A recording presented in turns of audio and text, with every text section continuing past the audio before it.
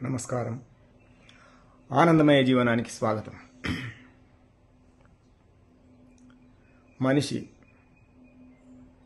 మనిషిని అనేక రకాలుగా వ్యాఖ్యానించారు పెద్దలు. మనిషి అంటే వివేకం కలిగినటువంటి జంతువు లేదా జీవకోటిలో మేధస్సును సరిగ్గా ఉపయోగించుకొని ఈ లోకాన్ని పరిపాలించగలిగేటటువంటి శక్తి సంపన్నుడైన వాడు మనిషి. మానవుడు అంటే మనువు నుంచి వచ్చిన వాడని పురాణాలు చెప్తున్నాయి. మానవత్వం అంటే మనిషితనం కలిగి ఉండడం.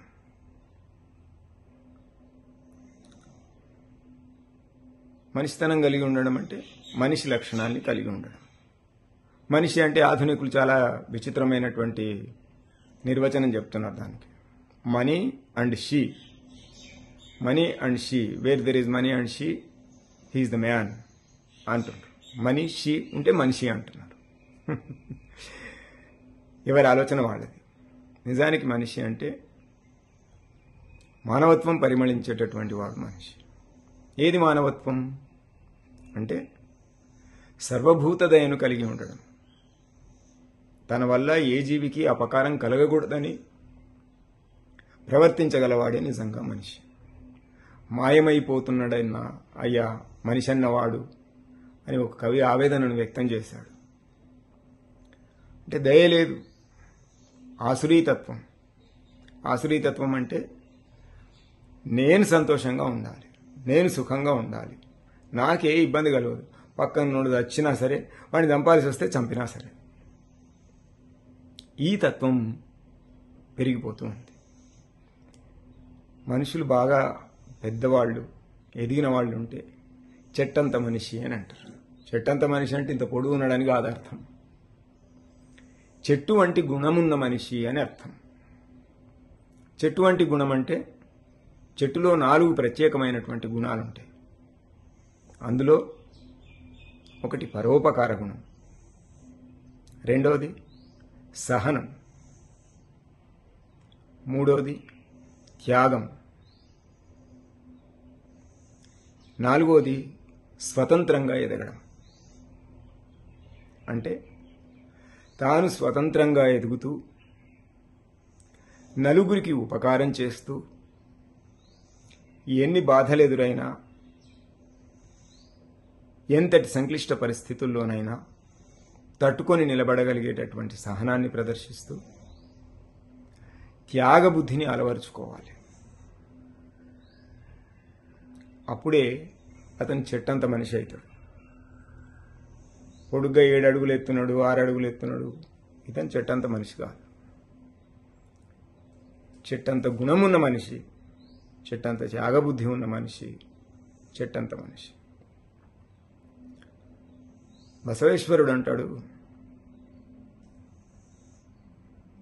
అరే రే రే నువ్వేం మనిషివురా నాయన, పనికి మాలినాడు, చేతనాకుడు, ఎవడు కన్నాడరా, నీ ఎవరురా నీదే అని అడుగుతుంటారు అప్పుడప్పుడు. ఛీ అని ఎవరితో ఎప్పుడైనా అనిపించుకుంటే అది నరకంతో సమానము అని అన్నాడు. వాహ్ ఏం చేసినావురా, భలే ఉన్నావురా బాబు అని అన్నాడు అనుకో, అప్పుడు మనిషి. నాయనా నువ్వు చాలా గొప్పోడివిరా అన్నాడు అనుకో, అదే స్వర్గం. ఎవని కొడుకో బిడ్డ, వయసులో చిన్నోడు అయిపోయినా, లేకపోతే నీకు చేతులు ఎత్తి దండం పెట్టాలనిపిస్తున్నది రా అని ఎవరన్నాడు అనుకో, ఇక అదే స్వర్గం. అప్పుడే నువ్వు దేవుడివి. అంటే ఆసురీతత్వం కలిగి ఉన్నప్పుడు మనిషి నీచుడు, మానుషతత్వం కలిగి ఉన్నప్పుడు మధ్యముడు. పరోపకార గుణం పెరిగి ఉత్తమోత్తముడు అనే పేరు తెచ్చుకుంటున్నవాడు దేవుడు. మనిషి, దేవుడు, స్వర్గము, నరకం ఎక్కడో లేవు, ఇక్కడే ఉన్నాయి. మనం అనుభవించే జీవితంలో ఉన్నాయి. మన తత్వాన్ని బట్టే, మనలో ఉండేటటువంటి ప్రవృత్తిని బట్టే ఇవన్నీ ఏర్పడ్డాయి. రాముడు మానవుడని అందరూ కదా అంటారు. మానవ అవతారంలో సరే భగవంతుని రూపంగా మనం భావించినా కానీ ఆయన చేసినటువంటి త్యాగాలు, ఆయన చూపినటువంటి కరుణ, ప్రేమ, దయ, స్నేహం, సేవ, ఇటువంటి ఉత్తమోత్తమ గుణాలకన్నిటికీ కూడా కేంద్రంగా ఉన్నవాడు కాబట్టే అతడు మాధవుడుగా గుర్తింపబడ్డాడు. గుడి కట్టి దండం పెట్టుకుంటాను.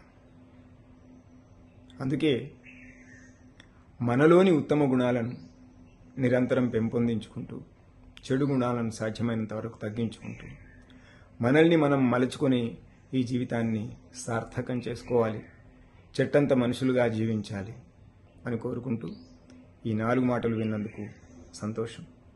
ఆచరణలో పెట్టగలిగితే మరీ మరీ సంతోషం. ఆనందో బ్రహ్మ. నమస్కారం.